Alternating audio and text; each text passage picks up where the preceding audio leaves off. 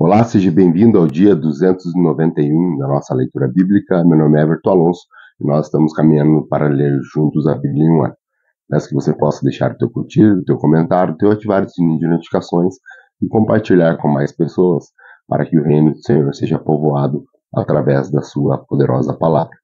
Hoje nós iremos fazer a leitura em 1 Reis, no capítulo 21, iremos a 1 Tessalonicenses, no capítulo 4, iremos ao livro de Daniel, no capítulo 3, e finalizando a leitura de hoje, iremos a Salmo 107. Aqui em 1 Reis, no capítulo 21, nós vamos a uma leitura bastante conhecida dos leitores e amantes das Sagradas Escrituras, que ele vai falar da vinha de Nabote. Vamos a essa leitura? 1 Reis, capítulo 21. Algum tempo depois, houve um incidente envolvendo uma vinha que pertencia a Nabote de Jezreel.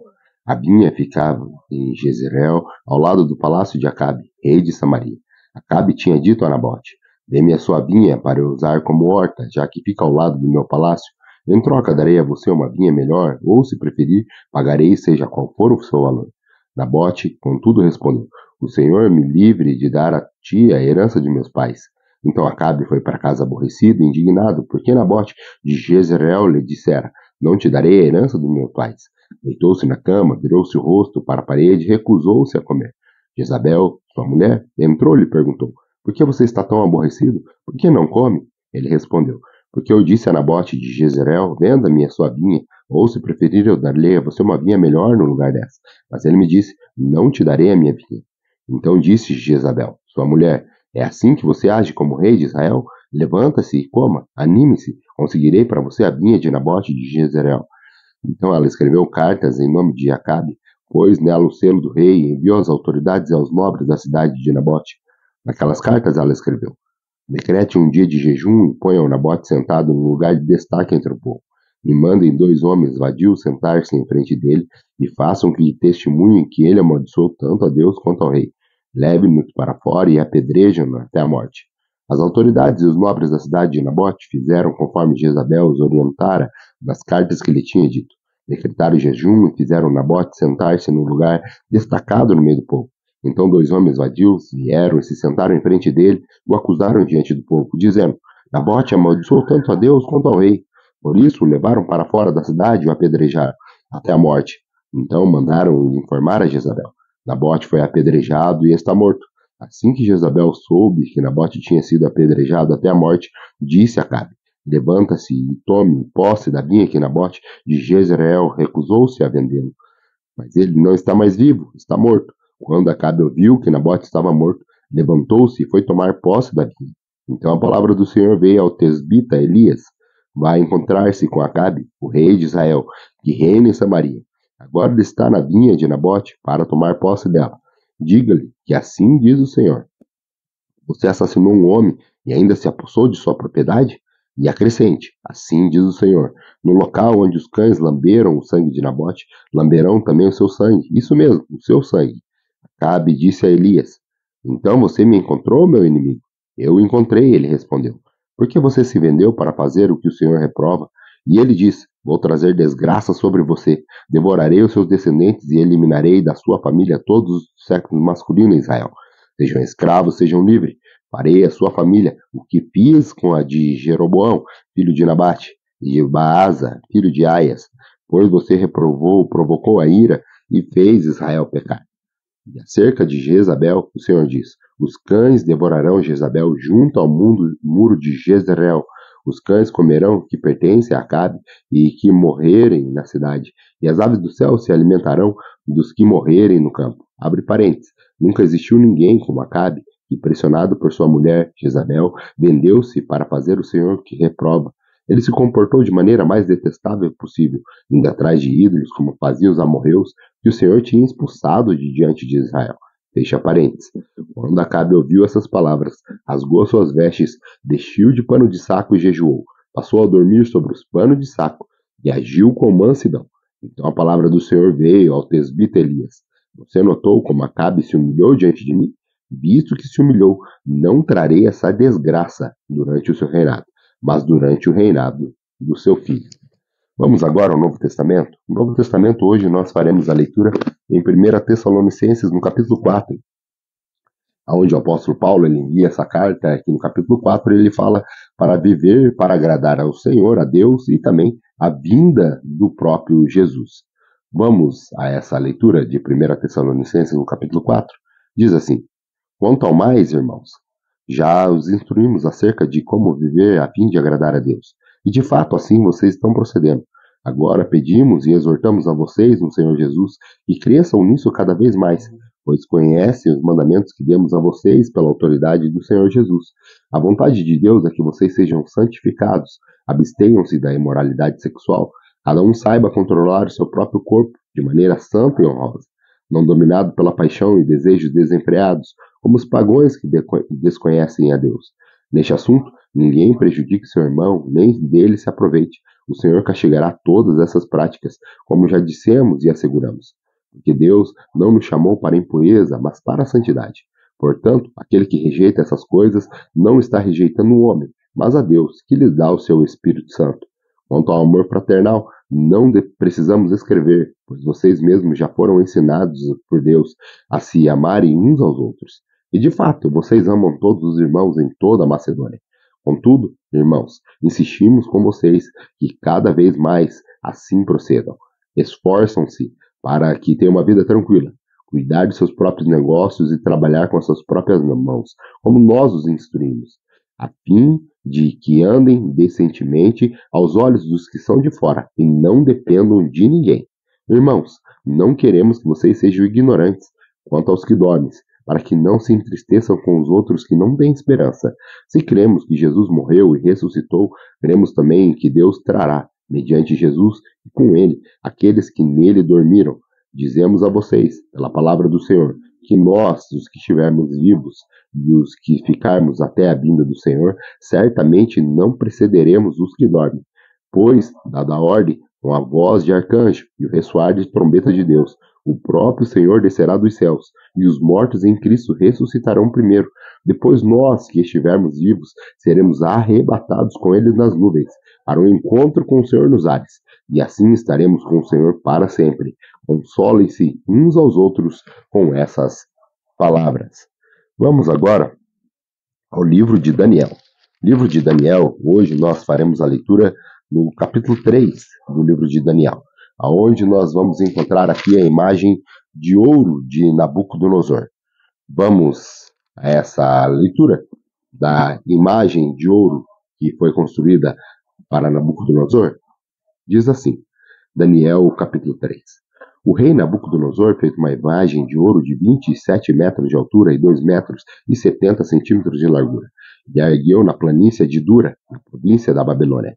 Depois convocou os sátrapas, os prefeitos, os governadores, os conselheiros, os tesoureiros, os juízes, os magistrados e todas as autoridades provinciais para assistirem à dedicação da imagem que mandara erguer. Assim, todos eles, sátrapas, prefeitos, governadores, conselheiros, tesoureiros, juízes, magistrados e todas as autoridades provinciais se reuniram para a dedicação da imagem que o rei Nabucodonosor mandara erguer e ficaram em pé diante dela. Então o arauto proclamou em voz alta: esta é a ordem que é dada a vocês, ó homens de todas as nações, povos e línguas. Quando ouvirem o som da trombeta, do pífaro, da cítara, da harpa, do saltério, da flauta dupla e de toda espécie de música, prostrem-se em terra e adorem a imagem de ouro que Nabucodonosor ergueu. Quem não se prostrar em terra e não adorá-la, será imediatamente atirado na fornalha em chamas. Por isso, logo que ouviram o som da trombeta, do pífaro, da cítara, da harpa, do saltério e de toda espécie de música, os homens de todas as nações, povos e línguas prostraram-se em terra e adoraram a imagem de ouro que Nabucodonosor mandara erguer. Neste momento, alguns astrólogos se aproximaram e denunciaram os judeus, dizendo ao rei Nabucodonosor: ó rei, vive para sempre. Tu emitiste um decreto, ó rei, ordenando que todo aquele que ouvisse o som da trombeta, do pífaro, da cítara, da harpa, do saltério, da flauta dupla, de toda espécie de música, se prostrasse em terra e adorasse a imagem de ouro. E todo aquele que não se prostrasse em terra e não adorasse seria atirado numa fornalha em chamas. Mas alguns judeus que se nomeaste para administrar a província da Babilônia, Sadraque, Mesaque e Abidnego, que não te dão ouvidos, ó rei, não prestam culto a teus deuses, nem adoram a imagem de ouro que mandaste erguer. Furioso, Nabucodonosor mandou chamar Sadraque, Mesaque e Abednego. E assim que eles foram conduzidos à presença do rei, Nabucodonosor lhes disse: É verdade, Sadraque, Mesaque e Abednego, que vocês não prestam culto aos meus deuses, nem adoram a imagem de ouro que eu mandei erguer? Pois agora, quando vocês ouvirem o som da trombeta, do pífaro, da cítara, da harpa, do saltério, da flauta dupla, de toda espécie de música, se vocês não dispuserem a prostrar-se em terra e adorarem a imagem que eu fiz, será melhor para vocês. Mas se vocês não a adorarem, serão imediatamente atirados na fornalha em chamas, e que Deus poderá livrá-los das minhas mãos? Sadraque, Mesaque e Abednego responderam ao rei: Ó Nabucodonosor, não precisamos defender-nos diante de ti. Se formos atirados na fornalha em chamas, o Deus a quem prestamos culto pode nos livrar, e ele nos livrará das tuas mãos, ó rei. Mas se ele não nos livrar, saiba, ó rei, que não prestaremos culto aos teus deuses, nem adoraremos a imagem de ouro que mandaste erguer. Nabucodonosor ficou tão furioso contra Sadraque, Mesaque e Abednego que o seu semblante mudou. Deu ordens para que a fornalha fosse aquecida 7 vezes mais do que a de costume, e ordenou que alguns dos seus soldados mais fortes de seus exércitos amarrassem Sadraque, Mesaque e Abednego e os atirassem na fornalha em chamas. E os 3 homens vestidos com seus mantos, calções, turbantes e outras roupas foram amarrados e atirados na fornalha extraordinariamente quente. A ordem do rei era urgente, e a fornalha estava tão quente que as chamas mataram os soldados que levavam Sadraque, Mesaque e Abednego, e estes caíram amarrados dentro da fornalha em chamas. Mas logo depois, o rei Nabucodonosor, alarmado, levantou-se e perguntou aos seus conselheiros: Não foram 3 homens amarrados que nós atiramos no fogo? Eles responderam: Sim, ó rei. E o rei exclamou: Olhem, estou vendo 4 homens desamarrados e ilesos andando pelo fogo, e o quarto se parece com um filho de os deuses. Então Nabucodonosor aproximou-se da entrada da fornalha em chamas e gritou: Sadraque, Mesaque e Abednego, servos do Deus Altíssimo, saiam, venham aqui. E Sadraque, Mesaque e Abednego saíram do fogo. Os sátrapas, os prefeitos, os governadores e conselheiros do rei se ajuntaram em torno deles e comprovaram que o fogo não tinha ferido o corpo deles, nem um só fio de cabelo tinha sido chamuscado. Os seus mantos não estavam queimados e não havia cheiro de fogo neles. Disse então Nabucodonosor: Louvado seja Deus de Sadraque, Mesaque e Abednego, que enviou o seu anjo e livrou os seus servos. Eles confiaram nele, desafiaram a ordem do rei, preferindo abrir mão da sua vida a prestar culto e adorar a outros deuses que não fosse o seu próprio Deus. Por isso, eu decreto que todo homem de qualquer povo, nação e língua que disser alguma coisa contra o Deus de Sadraque, Mesaque e Abednego seja despedaçado e a sua casa seja transformada em montes de entulho, pois nenhum outro Deus é capaz de livrar alguém dessa maneira. Então o rei promoveu Sadraque, Mesaque e Abednego na província da Babilônia. Vamos à nossa última leitura de hoje? A nossa última leitura de hoje está em Salmo 107. O Salmo 107, nós vamos ver que é uma canção de adoração e de júbilo ao nosso Deus.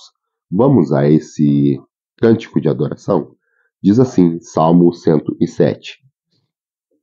Deem graças ao Senhor, porque Ele é bom, o seu amor dura para sempre. Assim o digam os que o Senhor resgatou e os livrou das mãos do adversário, e reuniu de todas as trevas, do oriente e do ocidente, do norte e do sul, perambulando pelo deserto e pelas terras áridas, sem encontrar cidade habitada. Estavam famintos e sedentos, a vida ia se esvaindo.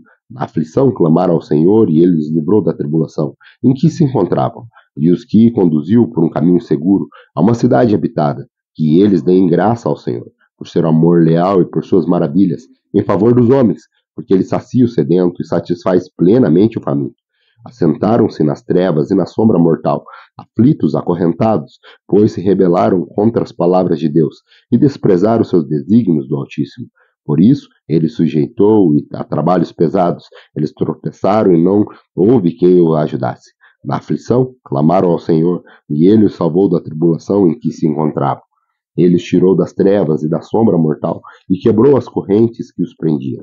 Que Ele dê graças ao Senhor por seu amor leal e por suas maravilhas, em favor dos homens, porque despedaçou as portas de bronze e rompeu as trancas de ferro, tornou-se tolos por causa dos caminhos rebeldes e sofreram por causa das maldades. Sentiram repugnância por toda a comida e chegaram perto das portas da morte. Na aflição, clamaram ao Senhor, e ele os salvou da tribulação em que se encontravam.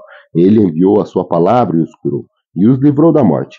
Que ele dê graças ao Senhor por seu amor leal e por suas maravilhas em favor dos homens. Que eles ofereçam sacrifícios de ação de graças e anunciem as suas obras com cânticos de alegria. Fizeram ao mar em navios para negócios na imensidão das águas e viram as obras do Senhor, as suas maravilhas na profundeza.